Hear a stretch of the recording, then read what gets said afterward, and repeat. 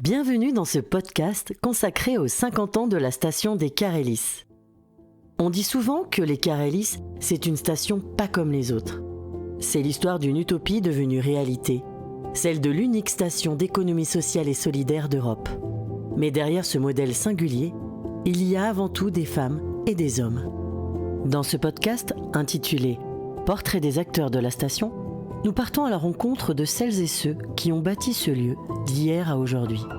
Qu'ils soient fondateurs, pisteurs, animateurs ou enfants du pays ayant appris le ski ici, ils ont tous apporté leur pierre à l'édifice. Des premiers virages du Club des Sports en 1935 jusqu'au projet de demain, découvrez les récits croisés de ceux qui font vivre la station.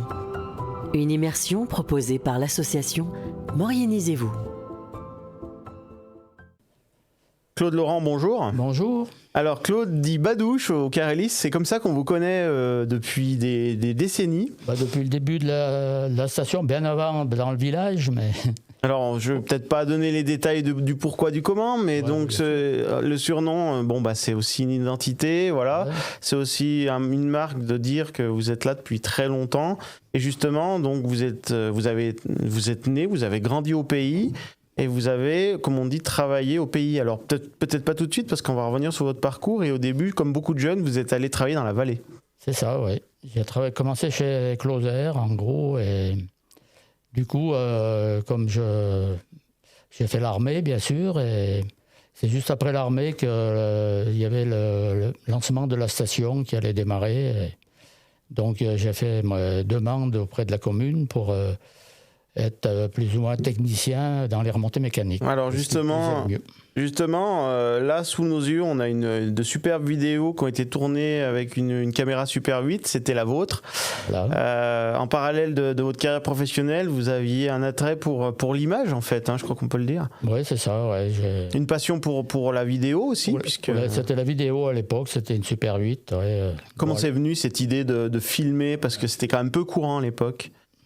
Je ne sais pas vraiment. Ouais. C'est une idée comme ça, d'acheter du matériel et de tester, voilà. quoi. Ouais, voilà. Puis d'avoir un souvenir de ce qu'on faisait, quoi. Ouais, donc vous aviez déjà dans l'idée, à la création de la station et même avant, je crois qu'il y a des images qui sont même antérieures.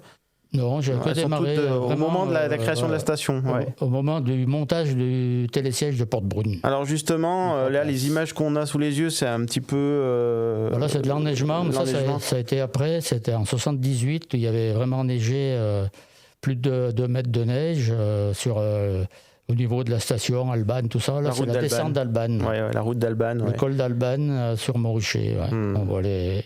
Mamelle de Beaune, tout ça. Voilà. Et là, c'est la commune telle qu'elle était dans les années 75, 78 voilà, exactement. 78. Voilà, ouais. Hiver 78. Donc, voilà. Et c'était des hivers enneigés. Aujourd'hui, ça change un petit peu. On n'est plus dans la même... non, oui, là, quand il neigeait, on voyait pratiquement que de la neige qui restait froide, on va dire.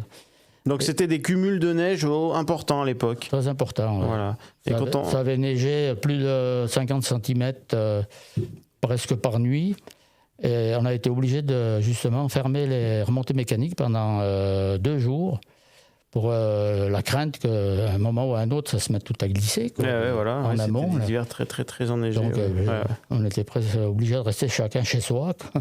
Alors là, on voit une autre image là avec une chenillette. Là. Justement, là, je montais avec la chenillette le premier jour qu'on a décidé de démarrer, d'ouvrir. On arrive sur le pied de Tête d'Albier et la Rama. C'est la première année qu'on avait mis en route la Rama. Alors là, c'est qui conduit là, la dame? Là, on l'appelait Dudu, c'est Christian Dufresne qui était le chauffeur. Et... Voilà, je filme tout cet Donc ça, c'est Tête d'Albier et à gauche, la petite Rama, c'est ça? La petite Rama, ouais, sur la gauche. Donc on rappelle qu'aujourd'hui... On voit la neige, elle est presque à hauteur des ressorts. Et on a la petite bosse de neige, c'est la cabane du Perchman. Qui était comblée par le... Complet, pendant les 2 jours de chute, là. Voilà, donc les cumuls de neige, là, ils étaient plus qu'importants. On était à 2,50 m, 3 mètres. Hein. Donc ça, c'est la montée de la petite Rama, là, qu'on voit. Ouais. Ouais. Et à droite, le téléski de Tête d'Albier qui datait d'avant la station, c'est ça, d'avant 75, il avait été fait en 70. En 70. L'hiver 70. Ouais. Alors là, on vous voit en pleine action. Là, je crois qu'on est sur on est au sommet de Tête d'Albier. On est au sommet de Tête d'Albier, ouais. On fait non, là, c'est le raccourcissement du télésiège de Porte-Brune.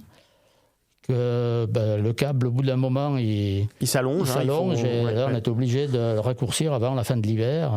Donc finalement, avec l'ouverture de la station il y a 50 ans et puis l'idée que les jeunes restent et travaillent au pays, vous êtes rentré donc à la maintenance des remontées. Hein, voilà, on le redit. Ouais, c'est ça. Ouais. Ouais, on peut peut-être rappeler à l'époque comment c'était structuré, qui c'est qui dirigeait la station, enfin les remontées. On va parler des remontées. Ouais. Là, moi, j'ai quand même fait le premier hiver où ça tournait encore que la semaine et les week-ends et les périodes de vacances scolaires. Noël, février et Pâques. Et là, la semaine, j'étais embauché par la commune, là, au départ. Et puis, après, quand il fallait ouvrir en 75, ils ont embauché un chef d'exploitation qui venait d'un ancien de chez Montaz-Montino. Voilà, l'entreprise Montaz-Montaz-Montino, constructeur de remontées, on rappelle. Technicien commercial. Et il avait créé sa propre d'entretien, de montage de remontées mécaniques. Voilà, on peut peut-être le citer, c'est Pontus, il s'appelait. D'accord. Voilà. D'accord. Donc avec lui, c'est lui qui nous a formés pour monter nous-mêmes nos appareils. Donc, quand on a décidé de faire ce télésiège de Porte-Brune, on a embauché tous ceux qui étaient intéressés, des jeunes, là, dont Jean-Yves en faisait partie. On était du qu'on a vu tout à l'heure dans la machine, Jean-Pierre, tout ça, se sont embauchés pour l'été. Et du coup, une bonne partie, on est resté à l'année, quoi. Voilà. Et donc, du coup, finalement, ce faisant, la station a grandi au fil des années. En même temps, en parallèle, construction de d'autres résidences, de d'autres bâtiments. Donc tout était lié finalement à ce moment-là, et il y avait du boulot. Bien sûr. Et toute l'année. Il y avait du boulot, et toute l'année on faisait donc le montage, plus l'entretien aussi. Donc c'était un travail de 12 mois pratiquement. Ah oui, et en plus l'avantage c'est que l'hiver, on connaissait plus nos appareils, et pour intervenir pour une technicité, on était... Pas nous autres, vous étiez plus aguerris. On n'appelait jamais personne de l'extérieur. Donc, malgré que, je spécifie quand même que le premier hiver, j'ai travaillé donc les semaines où il n'y avait pas de fonctionnement. J'ai embauché l'équipe de Vernier qui venait m'aider à faire des interventions. Quoi. Voilà, finalement, vous avez beaucoup appris aussi. Donc j'ai appris un peu sur le terrain. Ouais. Voilà. Et vous avez fait votre carrière complète jusqu'en 2000... Jusqu'en 2010. 2010, voilà. J'ai eu 60 ans. Donc vous avez connu l'intégralité de l'évolution de la station et encore aujourd'hui, puisque vous y gardez un œil. Je suis un peu, ouais. Voilà, donc finalement, c'était un peu une spécificité aussi des salariés des remontées mécaniques, c'était de savoir construire, de savoir entretenir et de savoir gérer le parc des remontées mécaniques. C'était un peu atypique ou c'était un peu dans toutes les stations de Maurienne et d'ailleurs C'était plutôt atypique, je crois, parce qu'il n'y avait pas trop d'autres stations qui faisaient ça. Peut-être en Tarentaise, mais sous la Maurienne, non, je ne connais pas. Alors on va reprendre un peu rapidement dans la chronologie, donc depuis les années 75, donc au départ on avait le télésiège du plan du four et puis le téléski de Tête d'Albier. Le téléski des Prés d'abord en 66, 68 ça a suivi plan du four, le 2 places, 70 Tête d'Albier, 72 il y a eu le petit téléski de la Tana, débutant. Et puis, il y a eu, après, en 75, le téléski de Casse-Mation. Voilà. Qui a été fait avant, pour l'ouverture de la station. D'accord. Et après, Porte-Brune. Donc, le 3 places, là, qui a été construit dans la même année, c'est ça, 75 76. 76, l'année d'après. 76. 77, on a fait la Rama. 78, on a doublé le téléski des Prés qu'on avait déplacé de l'autre côté, sur notre partie. Qu'est-ce qu'il y avait encore On a fait On a fait la Fesse aussi, téléski de La Fesse, ouais, sur la partie les rosées extrême. Ouais. Téléski des rosées, la Fesse. Les rosées parallèles aux 3 places. On a doublé Tête d'Albier, on a fait le Tête d'Albier 2, c'était en 84 déjà, là, et ainsi de suite. Quoi, Ouais, après les Shodan en 89. Les Shodan en 88, 89. Ouais, voilà. Plan du four version 2 en 90. Ouais, 90, le 4 places débrayables, premier débrayable. Entre-temps, il y a eu Alban aussi, le développement d'Alban aussi. Alban, donc on a démonté le téléski des rosées pour le mettre sur Alban en 92. En 92, ah oui, donc c'est 2 ans plus tard, ouais, après Plan du four, ouais. Après, il y a eu, on a commencé les Fontainhou, et puis les Arpons. On a fait aussi les Shodan, on a oublié, c'est la Plagne, téléski de la Plagne, la même année. Ah ouais. D'accord, en 88, 89, ouais. Et puis le télésiège du Vinouve, là, le télésiège moderne là, de 6 places. Débrayable, là, c'était le dernier 2006, que j'ai participé. 2005-2006. 2005-2006 Ouais. 2006-2007. Oui, voilà, c'est l'année d'après, ouais. La mise en service. Et puis. Le béton avant et le montage l'année d'après. Voilà, le téléski des lois dans sa nouvelle version. Voilà, on a connu toute une série, voilà. Ouais. Et puis. Après, donc, ça s'est un peu calmé. Mais ça a été une grande aventure humaine. Les équipes, c'était en fait les gens qui venaient travailler remontée mécanique restaient longtemps. Je veux dire, on retrouvait. Les gens restaient. Il n'y avait pas trop de mouvement. C'était des gens du coin. Oui, c'est ça. Ouais. Après, il y avait on embauchait aussi des saisonniers comme des pisteurs qui avaient fait la saison. Ils restaient aussi l'été. Ouais. Ils revenaient sur 2-3 années. Puis après, ils étaient mutés ailleurs. Donc il y a eu beaucoup de gens embauchés pour entretenir, pour maintenir, pour développer, voilà. Et puis tous les saisonniers de l'hiver, au fil des années, voilà, jusqu'à aujourd'hui, puisque. Bah oui. Maintenant, il y a moins de, ils font plus le montage eux-mêmes, quoi. Depuis le 6 places, ça n'a plus été. Ils ont changé les choses évoluent. Ils ont évolué. Voilà, avec pour les 50 ans, on le rappelle, la création du téléski du Tétra sur le front de neige. Ouais. Donc finalement, c'est aussi un domaine sur lequel ça reste pas figé. Enfin, je sais pas quelle vision vous avez de l'évolution de la station, mais il y a toujours. Oui, il y a toujours des changements, quoi. Des améliorations. Ouais. Là, je reviens un petit peu sur les images. On voit des pistes de ski, mais alors là, sans neige. Tiens, pour le coup, donc c'était l'été, ça. Ça, c'est l'été. C'était une animation de démonstration de ski sur herbe pour les touristes, on va dire. C'était entre nous, quoi. On se faisait... Ça marchait comment, ça? C'est des patins à roulettes, non? Qu'est-ce que c'est comme C'est des chenillettes. Des petites chenillettes sous les chaussures, là, ouais. On mettait sur les chaussures. Alors là, j'imagine que là, vous les connaissez tous, là, ceux qu'on voit. Ceux qui tombent, malheureusement, c'est moi. Là. Ah ben voilà. J'en ai perdu les lunettes. Donc finalement, la station vivait toute l'année, surtout l'été avec les touristes. Nous, on participait aussi aux animations, autant l'hiver que l'été. Ça pouvait être aussi des retraites au flambeau, des descentes, Même l'hiver, on participait avec les moniteurs, on allait avec nos flambeaux, ça nous faisait des... Et puis toute la vie avec les gens du village ou de la commune, les nocturnes aussi. Oui, on faisait même une petite fête en bas chaque année à février au village. En bas, on appelait la ronde des poireaux.